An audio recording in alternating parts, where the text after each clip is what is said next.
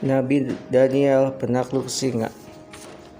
Nabi Daniel alaihissalam adalah seorang nabi dari kalangan Bani Israel. Nabi Daniel alaihissalam adalah pemilik kitab Daniel, yaitu salah satu kitab perjanjian lama secara nasab. Beliau masih keturunan dari Nabi Dawud alaihissalam. Beliau hidup sekitar tahun 620 sebelum Masehi hingga 538 sebelum Masehi. Secara etimologi, nama Daniel berasal dari bahasa Ibrani Daniel yang bermakna Allah adalah hakimku.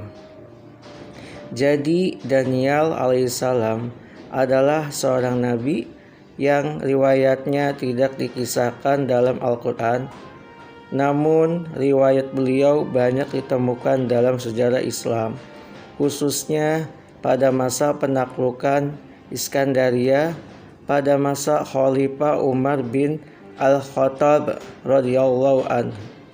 Allah Subhanahu wa ta'ala berfirman, diriwayatkan jauh setelah Nabi Musa alaihissalam wafat, ada seorang nabi pada masa Bani Israel yang dipanggil Daniel. Assalamualaikum warahmatullahi wabarakatuh. Bersama lagi di channel Abdul Majid Al-Batawi AMJ Channel. Sekarang kita akan membahas tentang kisah Nabi Daniel penakluk singa. Berikut mari kita simak penjelasan alur ceritanya. Wassalamualaikum warahmatullahi wabarakatuh. Seorang nabi Bani Israel dari Syam, sehingga Nabi Daniel alaihissalam dapat terbebas dari kesulitan ini dan menumpas orang yang ingin membinasakan Nabi Daniel alaihissalam. Raja Nebukadnezar telah melatih 2 singa untuk berburu dan meletakkannya di dalam sebuah sumur. Kemudian dia mengiring Nabi Daniel alaihissalam dan melemparkannya kepada binatang tersebut. Tetapi kedua singa itu tidak menerkamnya. Maka Nabi Daniel alaihissalam tinggal di dalam sumur dalam jangka waktu yang dikehendaki Allah Subhanahu wa ta'ala. Lalu dia ingin makan dan minum sebagaimana manusia lainnya. Maka Allah Subhanahu wa ta'ala memerintahkan melalui wahyu kepada Nabi Aromia alaihissalam yang saat itu berada di Syam untuk menyediakan makanan dan minuman untuk Nabi Daniel alaihissalam. Maka dia berkata, "Ya Tuhanku, aku sekarang berada di tanah suci Baitul Maqdis, sementara Daniel berada di Babilonia di tanah Irak." Lalu Allah Subhanahu wa ta'ala mewahyukan lagi kepadanya. Dia didustakan oleh kaumnya. Bahkan akhirnya dia diciduk oleh raja yang berkuasa saat itu, yaitu Raja Nebukadnezar, dan dilemparkan ke hadapan beberapa ekor singa yang sengaja dibuat lapar di dalam sebuah sumur. Ketika Allah Subhanahu wa ta'ala melihat ketakwakalan dan kesabarannya demi menuntut sesuatu yang ada di sisinya, maka Allah Subhanahu wa ta'ala mencegah mulut-mulut singa itu untuk memangsanya. Bahkan sampai Nabi Daniel alaihissalam berdiri dengan kedua kakinya di atas kepala singa-singa yang sudah tunduk dan tidak lagi membahayakan itu. Kemudian Allah Subhanahu wa ta'ala mengirim Nabi Aromia alaihissalam, seorang Nabi Bani Israel dari Syam. sehingga Nabi Daniel alaihissalam dapat terbebas dari kesulitan ini dan menumpas orang yang ingin membinasakan Nabi Daniel alaihissalam. Raja Nebukadnezar telah melatih 2 singa untuk berburu dan meletakkannya di dalam sebuah sumur. Kemudian dia mengiring Nabi Daniel alaihissalam dan melemparkannya kepada binatang tersebut. Tetapi kedua singa itu tidak menerkamnya. Maka Nabi Daniel alaihissalam tinggal di dalam sumur dalam jangka waktu yang dikehendaki Allah Subhanahu wa ta'ala. Lalu dia ingin makan dan minum sebagaimana manusia lainnya.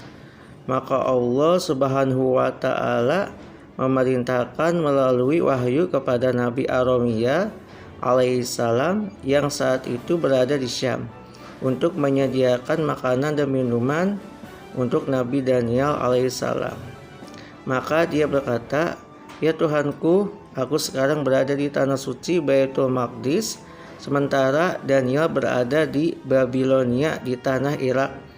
Lalu Allah Subhanahu wa ta'ala mewahyukan lagi kepadanya, Siapkanlah apa yang telah aku perintahkan kepadamu, karena aku akan kirim utusan yang akan membawamu ke sana beserta apa yang engkau persiapkan." Akhirnya Nabi Aromiyah alaihissalam pun melaksanakan perintah tersebut dan Allah Subhanahu wa ta'ala mengirim utusan yang membawanya serta memakan yang dipersiapkannya hingga dia sampai di depan mulut sumur tersebut. Lalu Nabi Daniel alaihissalam berkata, "Siapa ini?" Nabi Aromiyah alaihissalam menjawab, "Aku Aromiyah." Nabi Daniel alaihissalam berkata, "Kenapa kau datang kemari?" Nabi Aromiyah alaihissalam menjawab, "Aku diutus oleh Tuhanmu untuk menemuimu." Nabi Daniel alaihissalam berkata, "Apakah dia menyebut namaku?" Nabi Aromiyah alaihissalam menjawab, "Ya." Nabi Daniel alaihissalam berkata, "Segala puji bagi Allah yang tidak melupakan orang yang mengingatnya. Segala puji bagi Allah yang tidak pernah mengecewakan orang yang berharap kepadanya. Segala puji bagi Allah yang barang siapa bertawakal kepadanya, niscaya Dia akan memberi kecukupan kepadanya. Segala puji bagi Allah yang barang siapa menaruh kepercayaan penuh kepadanya, niscaya tidak akan Dia pasrahkan urusannya pada yang lain. Segala puji bagi Allah yang telah membalas kebaikan dengan kebaikan dan membalas keburukan dengan ampunan. Segala puji bagi Allah yang telah membalas kesabaran dengan keselamatan. Segala puji bagi Allah yang telah menyikap kesulitan kita setelah ditimpa musibah. Segala puji bagi Allah, Dialah yang kami percayai ketika kami berprasangka buruk atas amal-amalan kami. Segala puji bagi Allah, Dialah harapan kami ketika semua cara tertutup di hadapan kami. Sebuah makam konon merupakan tempat peristirahatan terakhir Nabi Daniel alaihissalam, terletak di benteng Kirkuk di kota Kirkuk, Irak. Ada sebuah masjid yang dibangun di atas kubur itu. Masjid itu mempunyai gapura dan tiang-tiang dan 2 kubah pada dasar yang dihias. Di sampingnya terdapat 3 buah menara yang berasal dari akhir kekuasaan Mongol. Masjid itu sekitar 400 km persegi dan di situ ada 4 buah makam yang konon merupakan makam Daniel, Hana, Uzair dan Mikail. Sebuah makam lain di Susa, Iran juga diklaim sebagai makam Nabi Daniel alaihissalam. Selain itu juga masyarakat Mesir meyakini bahwa makam Nabi Daniel alaihissalam terletak di Iskandaria, Mesir. Menurut ahli sejarah Islam, kuburan Nabi Daniel alaihissalam ditemukan pada masa Khalifah Umar bin Al-Khattab radhiyallahu anhu Saat itu ketika Iskandariyah berhasil dilumpuhkan oleh Amr bin As radhiyallahu anhu pada tahun 641 Masehi. Amr dan para tentara melihat ada tempat bersembunyi yang dikunci dengan gembok besi. Kemudian mereka membukanya dan ternyata di dalamnya ada lubang kecil yang ditutup dengan marmer berwarna hijau yang ditutup dengan marmer berwarna hijau lainnya. Ketika dibuka, ternyata di dalamnya ada jenazah seorang laki-laki dengan kain kafan yang ditenun dengan benang emas dan memiliki badan yang sangat besar. Kejadian itu dilaporkan kepada Khalifah Umar dan Umar bin Al-Khattab radhiyallahu anhu segera bertanya kepada Ali bin Abi Thalib radhiyallahu anhu. Ali bin Abi Thalib radhiyallahu anhu kemudian menjawab bahwa jenazah tersebut adalah jenazah Nabi Daniel alaihi salam. Umar bin Khattab radhiyallahu anhu segera memerintahkan Amr bin As radhiyallahu anhu untuk mengafani kembali jenazah tadi dan meminta untuk dikuburkan di sebuah tempat yang tidak dapat dijangkau oleh orang-orang. Amr bin As radhiyallahu anhu lalu membuatkan kuburannya lagi di kota Iskandaria yang saat ini di atasnya dibangun sebuah masjid yang diberi nama Masjid Nabi Daniel.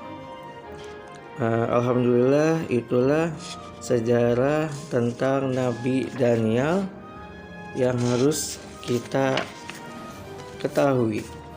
Ya, semoga bermanfaat. Wassalamualaikum warahmatullahi wabarakatuh.